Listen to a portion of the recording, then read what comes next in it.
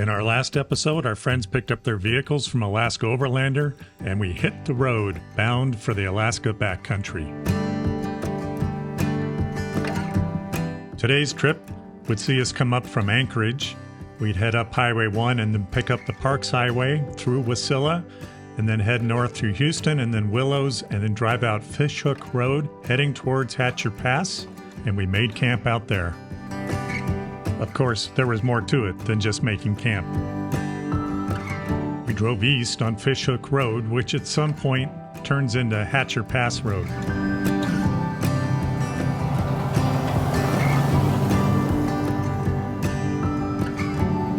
The drive up Fishhook Road starts out as a nice graded gravel road and follows the beautiful Willow Creek on its way towards Hatcher Pass. The road conditions change as we make our way up Willow Creek.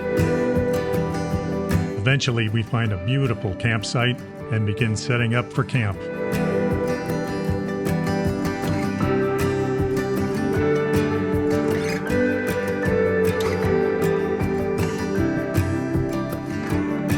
Once everybody got set up, it was time to make some chow. What's for dinner, Deb?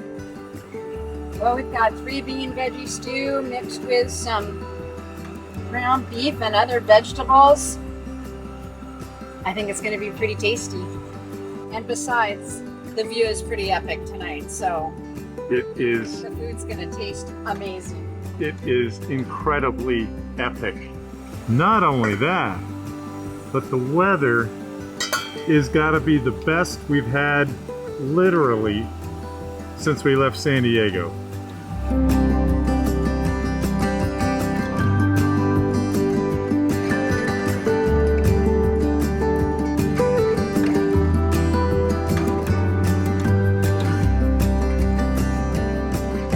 What do we got, Deb? We have 3 bean stew mixed with some ground beef and sauteed veggies with quesadillas. As always, a great job. And we have an epic view. Oh my An God. epic view. That waterfall is amazing. The rippling water, the sunshine, blue sky, some clouds, drizzled snow on the mountains. It's exquisite. It's just exquisite. Y'all flew up from San Diego, didn't you? Yes, we did. So how did you get out here? So we rented a 4Runner that's completely outfitted from Alaska Overlander, and it's got everything we need so far. Whoa, the side-by-side just comes blasting into camp. Turns out it's Dan and his wife from Hatcher Pass ATV Tours. They offered to take us out riding with them, and Richard and I said, cool, let's go.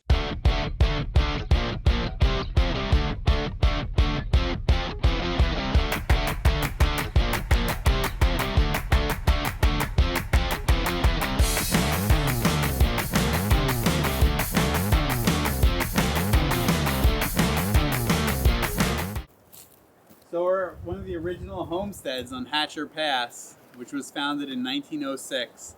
So the government was giving out 40-acre blocks of homesteads. So pretty much you had to utilize the land to get it for very cheap, around $1 an acre. You had to promise to gold mine or to farm. So here up on Hatcher Pass, most people were gold mining. This is one of the cabins. So this roof caved in around 5 years ago. Who knows when the family left it. But Hatcher Pass was considered kind of a waste since back in the 80s when the gold prices crashed. Right now it would be worth something, but it has reverted back to the government. Some say it reverted back to nature more than anything.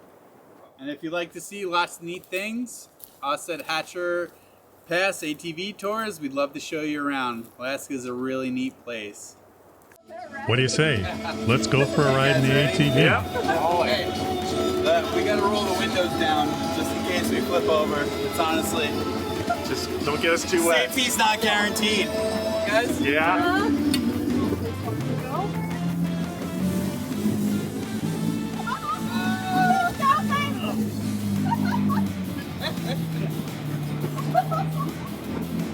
Oh, that's a big bitch. That was deep.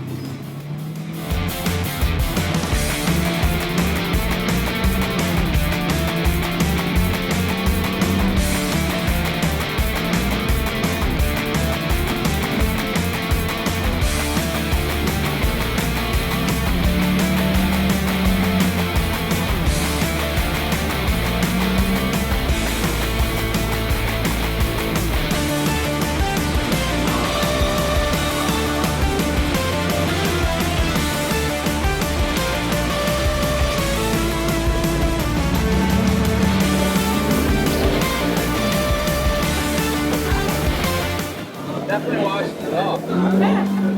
Free carb.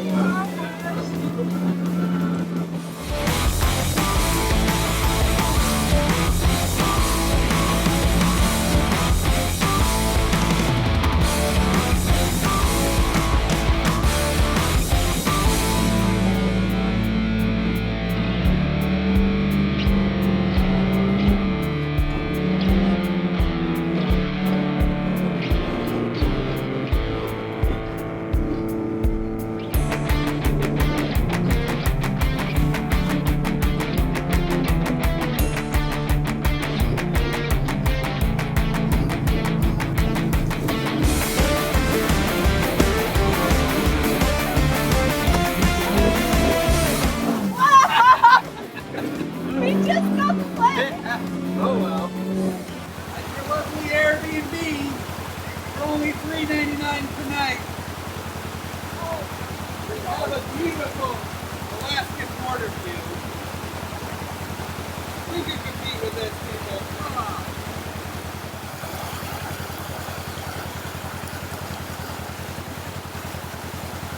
Mostly it's really fine gold, but all the runoff has been great. Mostly flower gold. It's really hard to separate, but it's just everywhere up here. Wow. And it's pretty neat. I mean, you just stick your pan in and you're going to see some sparkling. It's pretty cool. We crossed Willow Creek one more time, made our way up to Hatcher Pass Road, and then started heading up towards Hatcher Pass.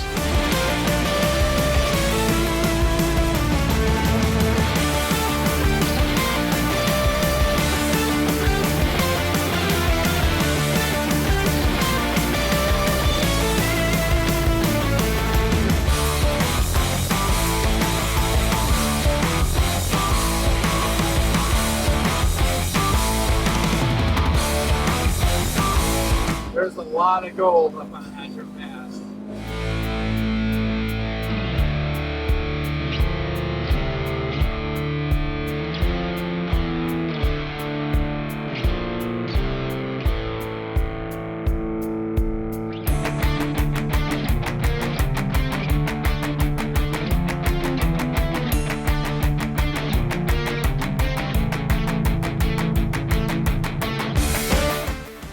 Of course, the farther up we went on the road, the more snow there was. The Alaska Department of Transportation had been working hard trying to get the pass open, but they weren't quite there yet. And eventually, we got to the end of the road. It was getting later into the evening, and we had to start making our way back down the road. The sunset colors were giving a nice glow to the snow and highlighting the avalanche trails. Eventually, we got back to camp and made our grand entrance.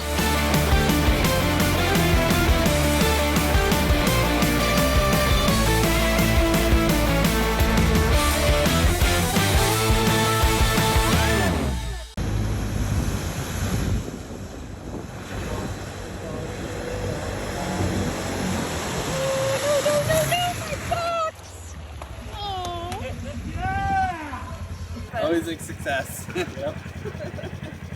We're alive.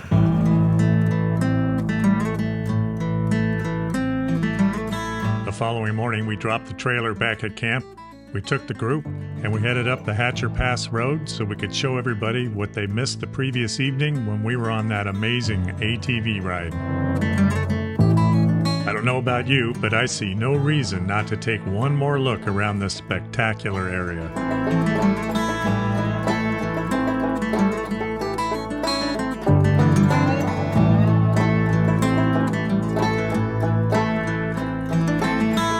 top of the road, we took a look around, looking back from where we came. Then it was time to head down back to camp, get the trailer, and head on to our next adventure.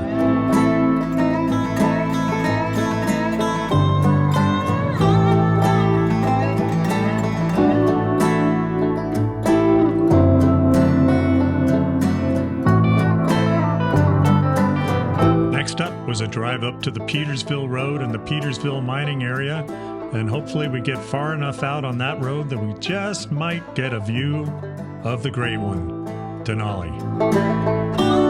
It said that only 30% of the people that visit Denali actually get to see the summit. We were hoping that might include us. Unfortunately, it looked like the weather was going to make it one of those 70% days for us. That's about all we're going to see at Denali today. We found a decent camp spot, but the others went ahead just to make sure we didn't pass up on something better. They didn't find anything, and we lost radio contact with them, so I sent a drone out to see if I could locate them. I found them making their way back up the canyon from Peters Creek.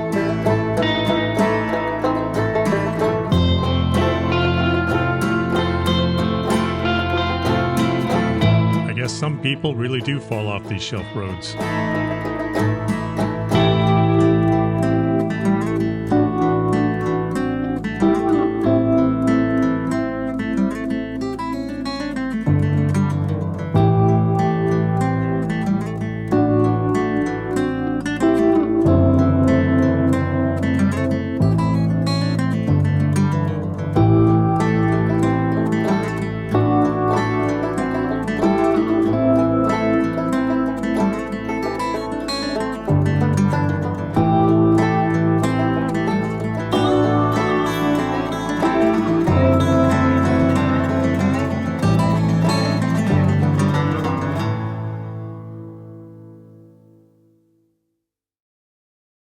Our good friend Farah from Overland Effects over here. So Farah, what are we rocking for dinner tonight?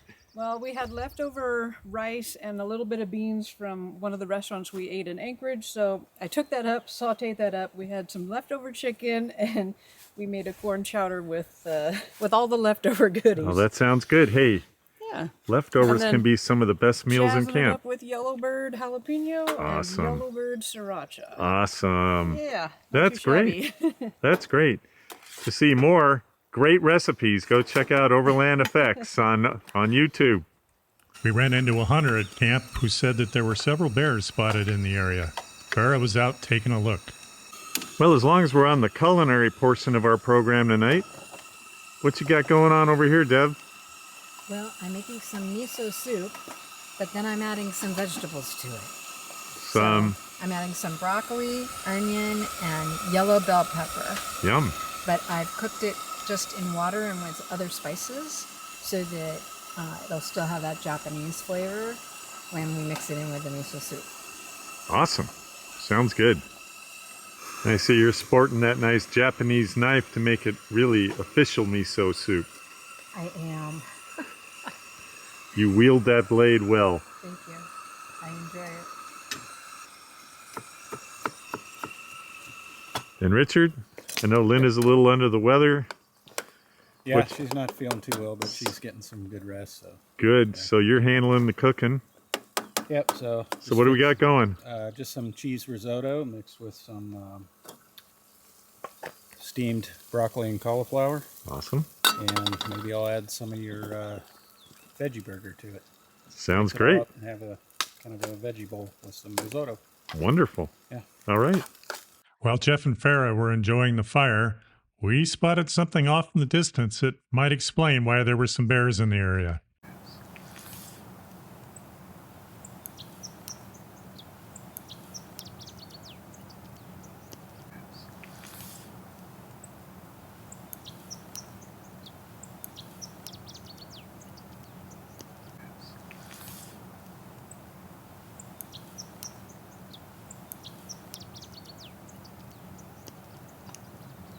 Good morning.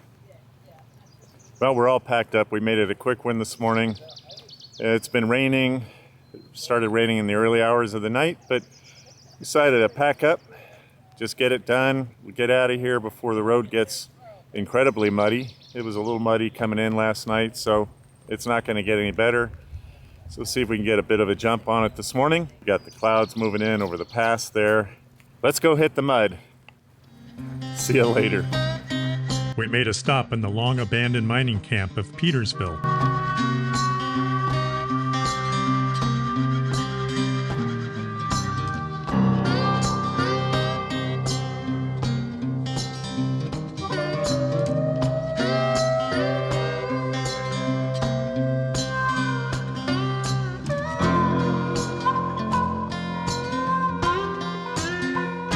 After our stop in Petersville, it was time to hit the road because it was still raining a little bit and we wanted to get out of the mud before it got a lot worse.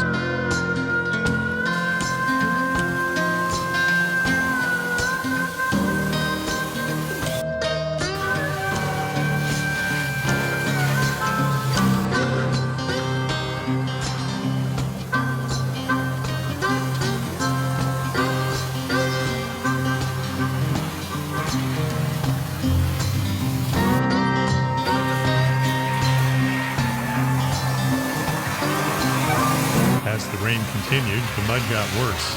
I ended up going into a deep hole, and as I accelerated out of it, the back wheels of the trailer caught on the edge of the hole and popped in the air. Well, you got into a pretty good hole with your 4Runner, and I you got him in bounced the out hole. of that. And that left side of that trailer dipped back in, but when it hit the front side of it, it popped up, and that left rear wheel was about 2 feet off the ground. You were approaching 45-degree angle, and Linda and I thought for sure it was going over, but it came right back down. So. Our next stop was the town of Talkeetna, but we hadn't had breakfast or coffee yet, so we stopped at the Flying Squirrel on our way in.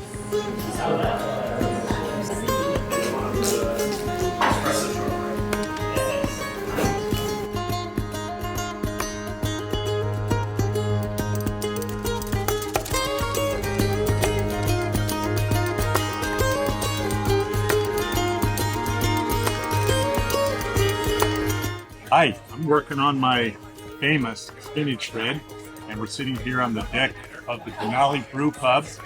Man, the spinach bread is everything that it's been said to be. It lives up to its reputation. It's awesome. After our brief stop in Talkeetna, it was time to get back on the road and continue our pursuit in search of the summit of Denali.